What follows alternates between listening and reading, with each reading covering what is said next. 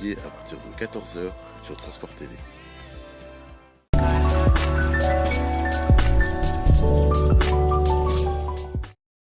Rendez-vous samedi 15 juin à Cergy-en-Fête, dans tous les quartiers et sur l'esplanade de Paris. Un événement exceptionnel, gratuit et pour tous. Info sur 50ans.cergy.fr.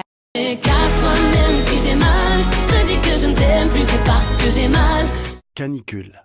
Pour éviter le coup de chaleur et la déshydratation, adoptez les bons gestes. Buvez régulièrement de l'eau. Mouillez votre corps plusieurs fois par jour tout en assurant une légère ventilation. Mangez en quantité suffisante. Fermez les volets le jour et passez du temps dans un endroit frais. Évitez les efforts physiques. Ne buvez pas d'alcool. Prenez régulièrement des nouvelles de vos proches. Si vous voyez une personne victime d'un malaise, appelez immédiatement le 15. Ceci est un message du ministère chargé de la Santé et de Santé publique France. Tout de suite sur Transport TV, le Trésor Région, consacré aux émissions transport régional.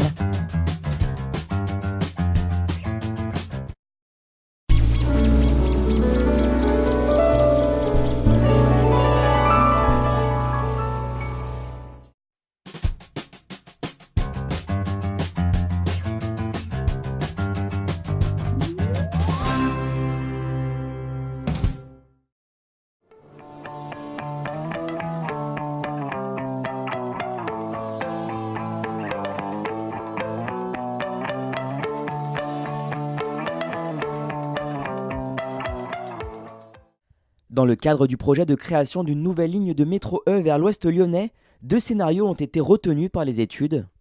Le premier envisage de relier Tassin dans le secteur d'Alaï à Bellecour, tandis que le second scénario prévoit toujours de partir d'Alaï, mais à destination cette fois-ci d'Hôtel de Ville, en passant par la gare Saint-Paul.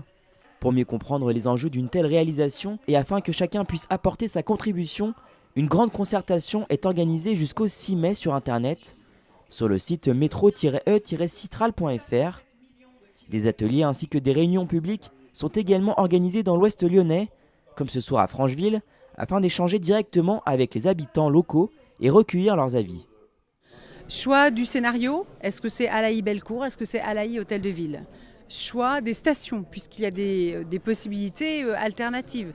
Est-ce qu'on fait Constellation ou est-ce qu'on fait Libération et Ménival ? Est-ce qu'on fait Trion ou Saint-Irénée ?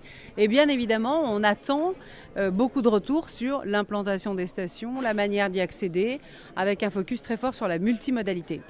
Les Franchevillois ont pu prendre la parole et évoquer leurs diverses interrogations. À l'issue de la réunion, des formulaires leur étaient soumis afin qu'ils précisent chacun leur cas de figure et donnent leurs sentiments.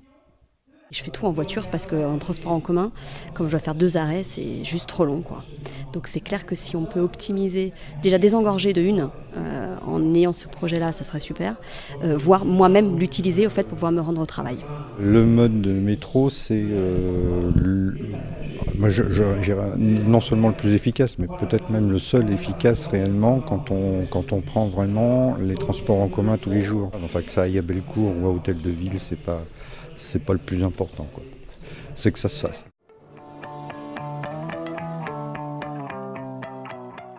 Ça va, mais détends-toi, oh là là! Qu'est-ce qu'il y a? Je t'ai à peine touché là, ça y est, tout de suite. Ouais, non, mais juste en fait, je suis pas d'accord. Donc tu vas là-bas et moi je vais ici et c'est tout. Ouais, c'est ça, ouais. Cette scène, jouée par des comédiens lors de la journée des droits de la femme, n'est pas fictive. Elle se répète malheureusement quotidiennement, notamment sur les réseaux de transport. Dès avril 2019, assermentés, les contrôleurs du réseau TCL pourront constater cette infraction et délivrer des amendes allant de 90 à 750 €. Non, en fait. Pour lutter contre l'insécurité et le harcèlement sexiste, le Citral a également lancé depuis le 8 mars l'expérimentation de la descente à la demande après 22 heures sur la ligne C14. En allant à côté du chauffeur, en lui signalant qu'on veut descendre immédiatement à proximité, eh bien on puisse descendre sans attendre d'être entre les arrêts réglementaires, puisqu'on sait que ça peut être des fois plusieurs centaines de mètres. Et donc l'enjeu, c'est de pouvoir se dire je peux prendre une ligne de soir, puisque mon habitation est toute proche et que je sais que je vais pouvoir descendre tout de suite. À partir du 15 avril, le dispositif déployé chaque soir après 22 heures sera étendu aux lignes 7, 52, C5 et C12. Une initiative qui a été jugée pertinente par les marches exploratoires des ambassadrices du réseau TCL, des femmes volontaires réunies en groupe pour expérimenter les difficultés rencontrées et proposer des solutions d'amélioration. Le travail, c'était d'observer l'environnement, le trajet même à bord du bus, comment ça se passe, et tout ce qui se passe en dehors même du trajet, avant qu'on monte et en descendant du bus. Il me dit s'il y a quelqu'un qui est là, il va voir qu'il y a de la lumière du bus, il va voir qu'il y a le chauffeur de bus, donc c'est dissuasif. Et du coup, pour moi, c'est beaucoup plus rassurant. Et je me dis, j'ai ces, on va dire, ces 10-15 secondes, mais qui me permettent d'arriver au plus proche de mon domicile.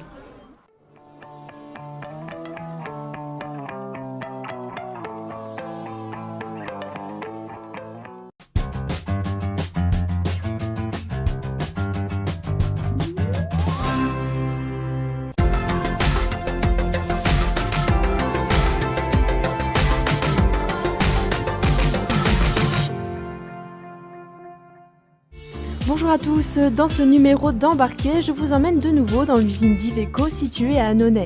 Mais cette fois-ci, c'est à la ligne de fabrication des autobus que nous allons nous intéresser.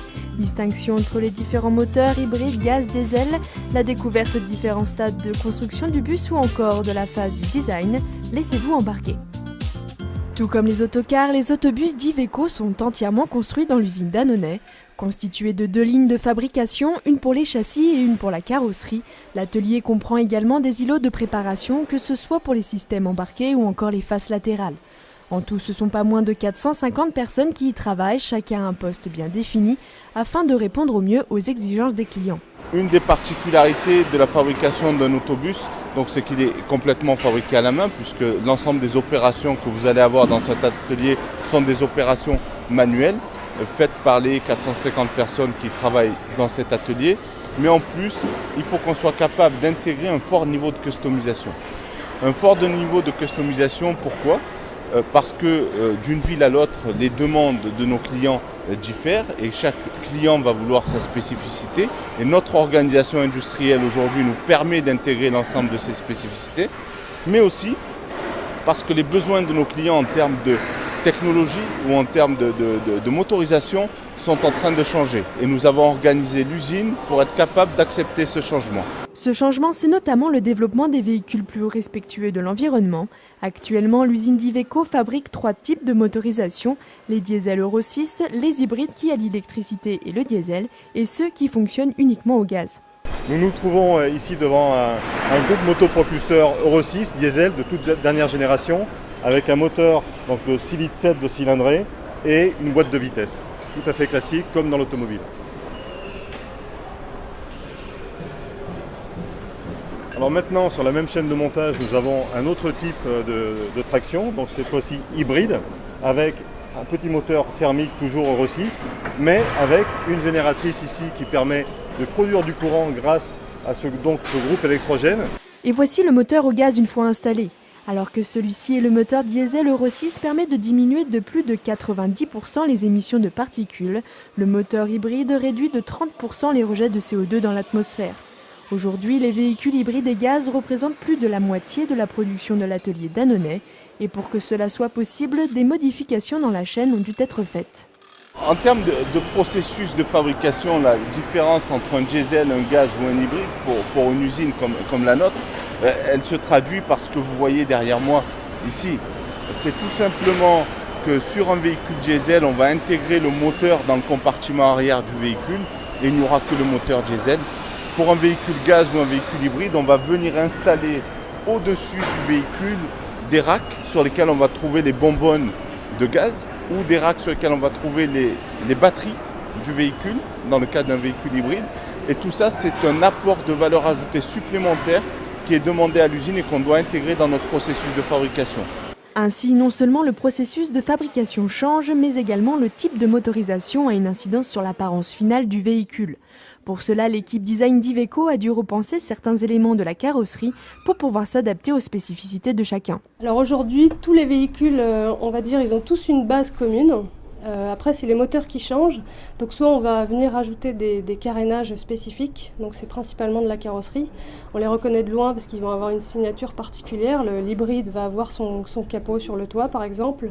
La version gaz va avoir son capot propre pour accueillir les bouteilles de gaz, etc. Ou bien un électrique qui va être reconnaissable par une signature de pavillon aussi particulière.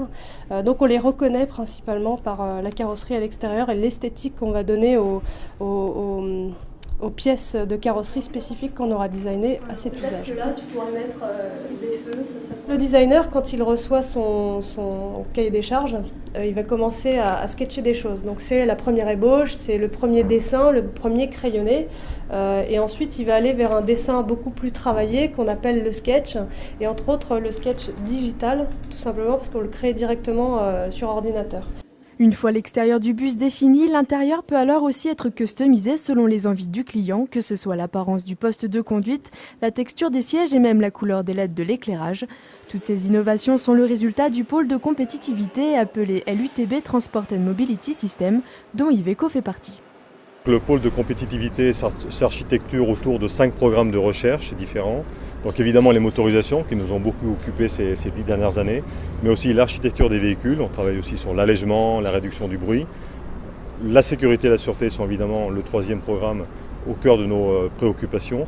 Et les systèmes de transport, donc tous les systèmes de bus à haut niveau de service y sont étudiés, ainsi que l'économie globale du monde des transports, c'est le 5e programme. Donc vraiment, de la microtechnologie des moteurs jusqu'à la macroéconomie du monde des transports. Tout ça est géré au sein du pôle LUTB. Aujourd'hui, 6 autobus sortent chaque jour des ateliers d'Annonay. Dans les années à venir, Iveco souhaite développer davantage la propulsion électrique de ses moteurs hybrides. Autre projet, les moteurs qui fonctionnent au biométhane. Et voilà, votre magazine embarqué est terminé. Nous nous retrouvons le mois prochain pour un nouveau numéro sur TLM.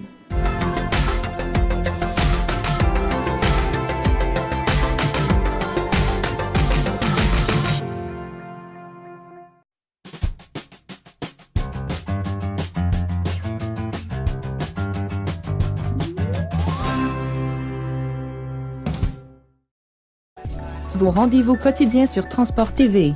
Tous les mercredis à 16h, découvrez le 16h YouTube, qui vous fait découvrir les meilleures vidéos transport du moment. Et tous les samedis à 13h, découvrez le 13h Région, consacré à toutes vos émissions de transport régional. Le 16h YouTube et le 13h Région, c'est à suivre exclusivement sur Transport TV. Gare Charcel pour la rame 512. Avec 20 millions de voyageurs en 2017, la ligne T5 est la première ligne de tramway sur pneus exploitée par la RATP.